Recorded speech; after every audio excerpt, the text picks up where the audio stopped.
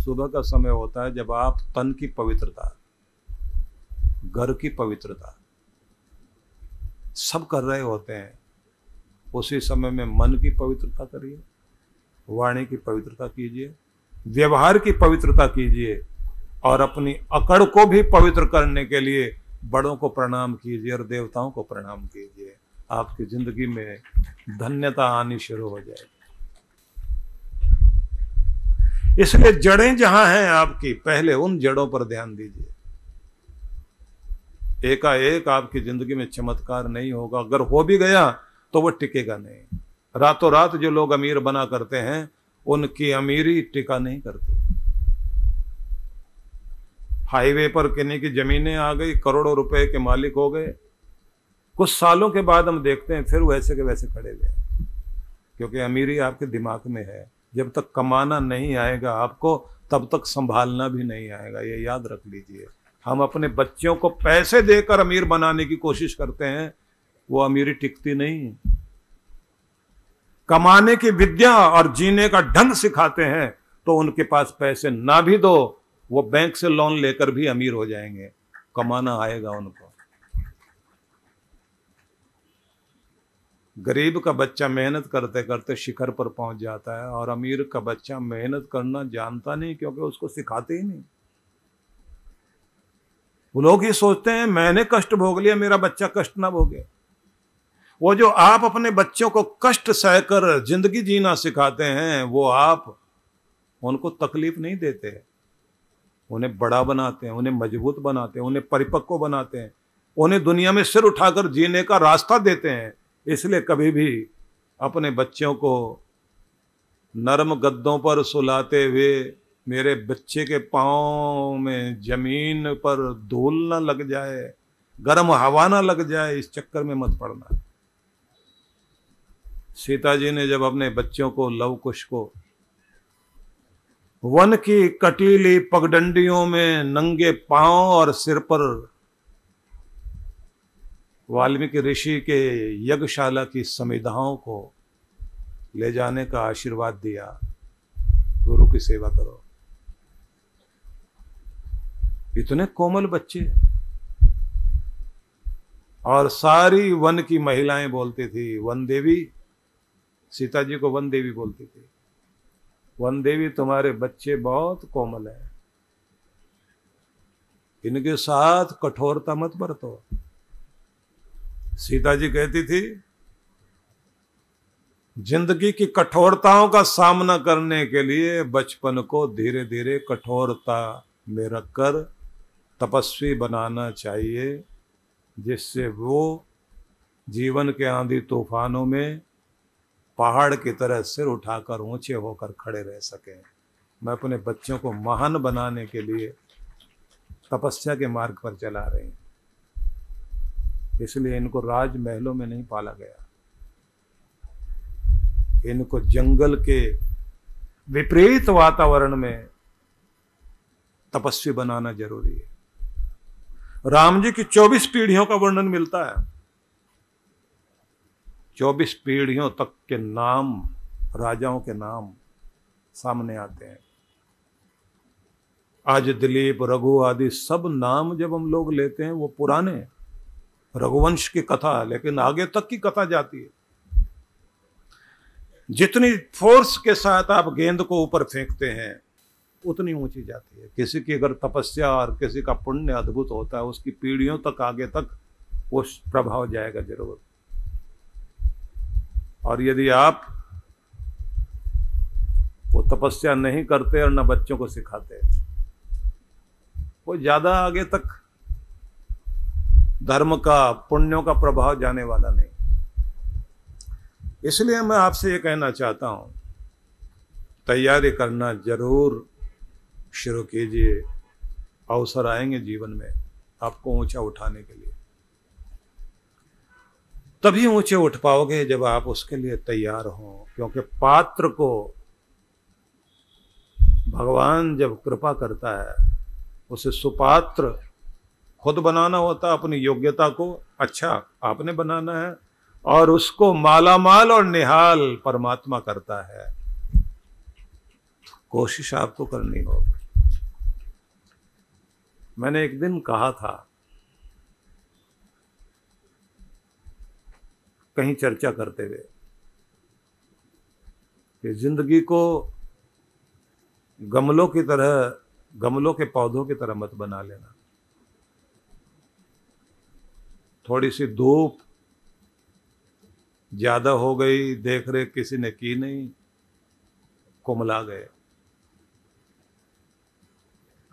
जैसे हर समय सहारा चाहिए वो गमले के पौधे हैं, जिन्हें हर पल देख रेख चाहिए वो गमले के पौधे हैं। पौधे तो, जिंदगी का पौधा तो वैसा होना चाहिए जैसे पहाड़ों में उगे हुए पौधे होते हैं, सींचने वाला कोई नहीं।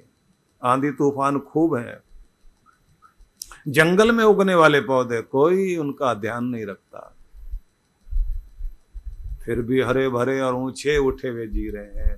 जब तक सहारा तलाशते रहोगे जिंदगी कमजोर बनती रहेगी, जब खुद अपना सहारा बनोगे जिंदगी लहलाने लग जाएगी। हर पल यही रोना, कोई मेरे लिए करता, कोई मेरा ध्यान रखता, कोई मुझे समझता। जब आप ही खुद को समझने को तैयार नहीं, खुद को नहीं पहचानने को तैयार है, दुनिया क्यों पहचानेगी? आप तो पहचानो अपने आप को। अपनी कद्र जब तक आप खुद नहीं करोगे दुनिया भी नहीं करेगी। दुनिया से मान चाहते हो तो पहले खुद अपना आत्मसम्मान बनाओ, खुद का मान तो करो।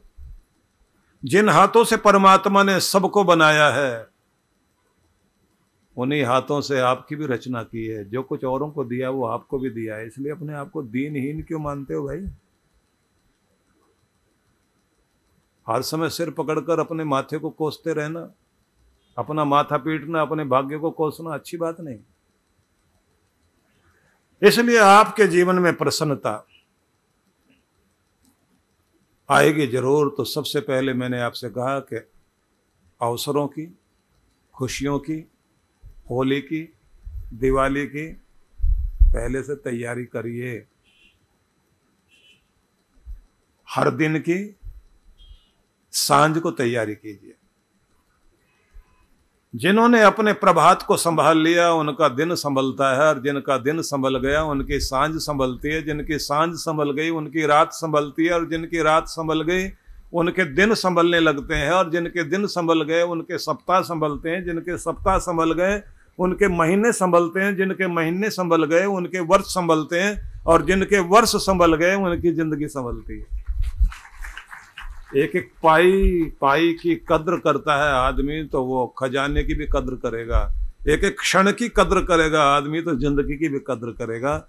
जिसको अपने समय का पता है कीमती है तो वो दूसरों के समय की भी कद्र करेगा, और जो अपना ही टाइम खराब करता फिर रहा है वो दूसरे का भी समय खराब करता है। खुद को सम्मान दो ना भाई।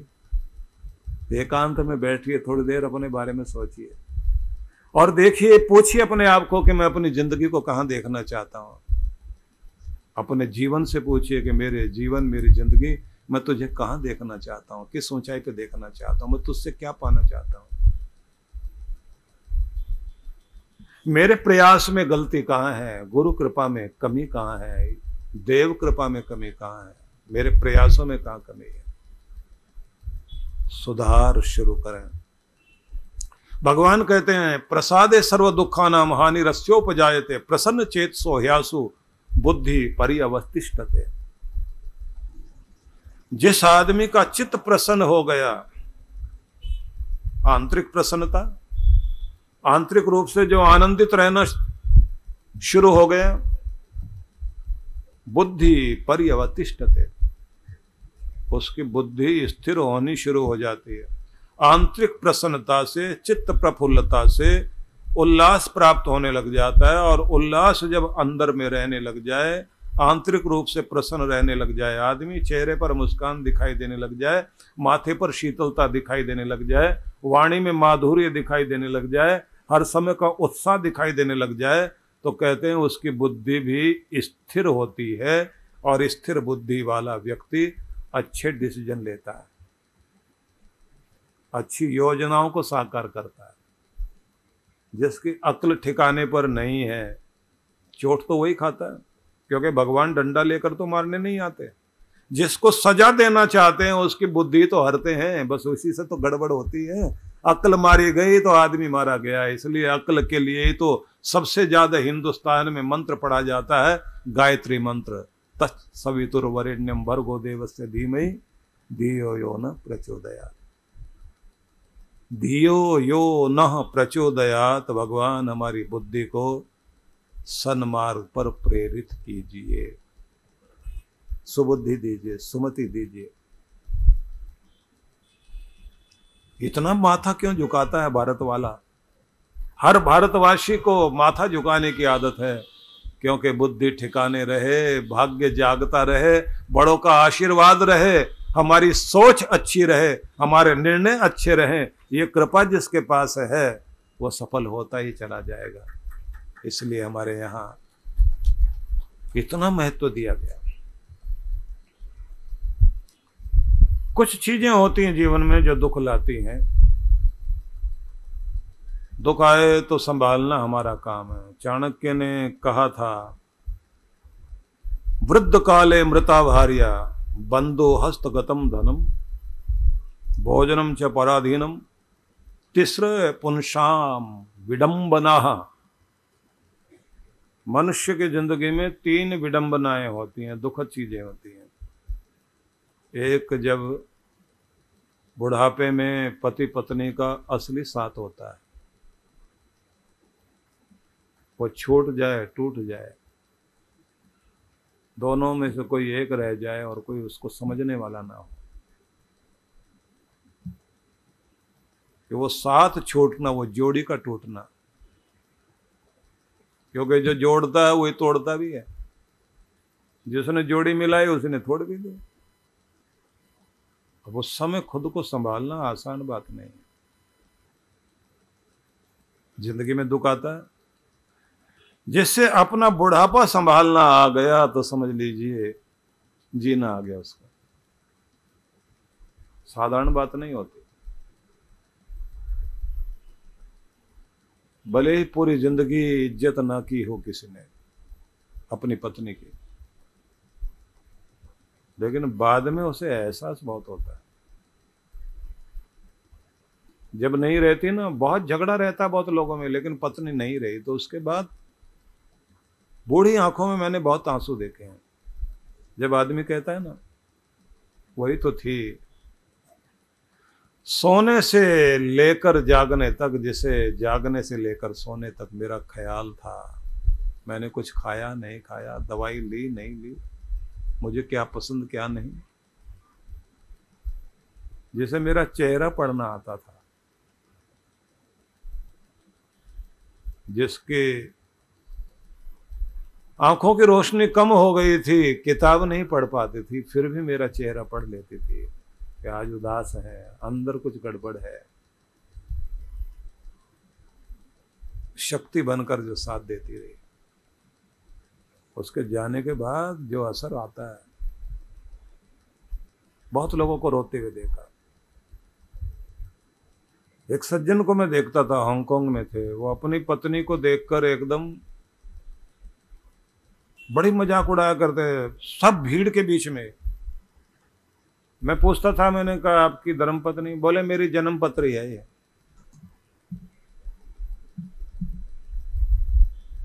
बोले माँ बच्चे की रग रग को पहचानती है, लेकिन पत्नी एक ऐसी है जो दुखती रग को पहचानती है। इसे बहुत पता है मेरी दुखती रग कौन सी है, वही छेड़ती है ये।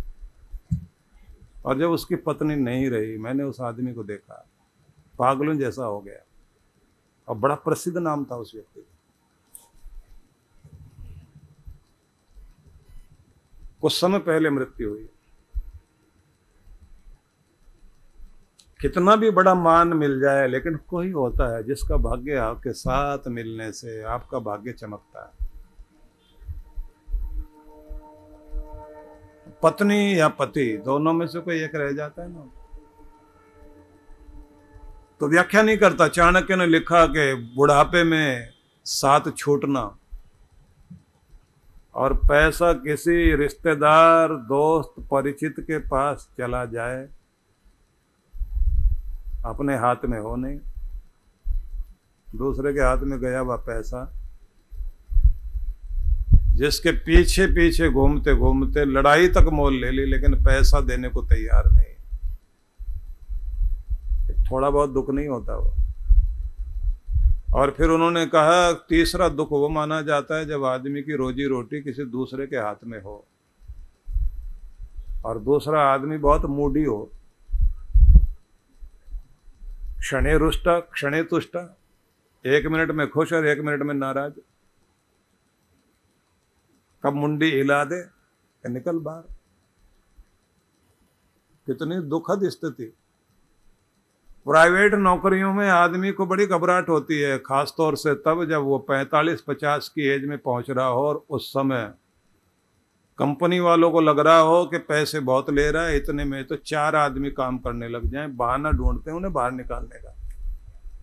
और वो समय होता है जब आदमी की जिंदगी में उसके बच्चे जो है किसी मुकाम तक पहुंचने की तैयारी कर रहे होते हैं।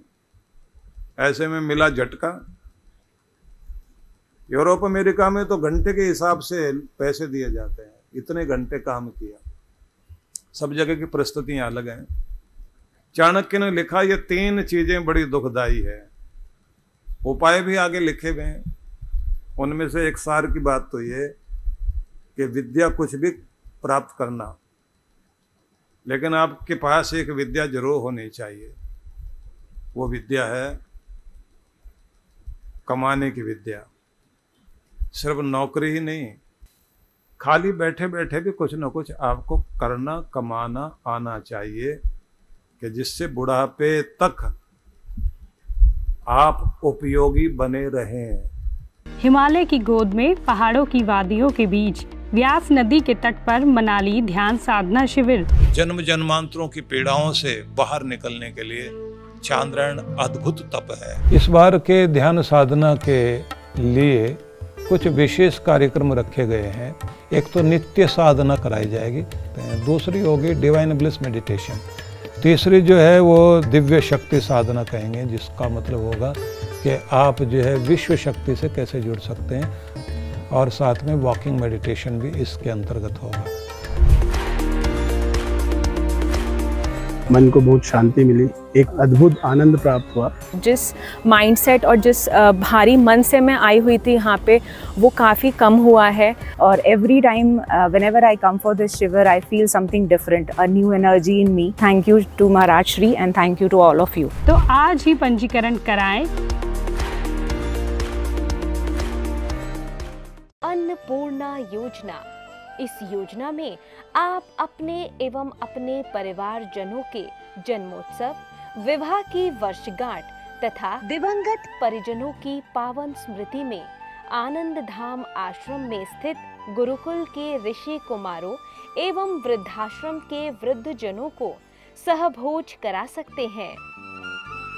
इस अवसर पर प्रातः गुरुकुल के ऋषि कुमारों द्वारा वैदिक मंत्रोच्चारण के साथ आपके एवं आपके परिवार की मंगल कामनाओं के निमित्त यज्ञ का आयोजन किया जाता है। यजमान की सुख समृद्धि और दीर्घ आयु के लिए प्रार्थना भी की जाती है। दोपहर को सहभोज का आयोजन होता है। आप सपरिवार आनंद धाम पधारे, यज्ञ में भाग लें और अपने हाथों से भोजन कराकर पुण्य लाभ एवं आत्म संतुष्टि के भाव से जीवन को आनंदमय करें। इस योजना से जुड़ने के लिए एवं अधिक जानकारी के लिए संपर्क करें 9582954200 9560792792। सहयोग राशि भेजने के लिए हमारा अकाउंट डिटेल है।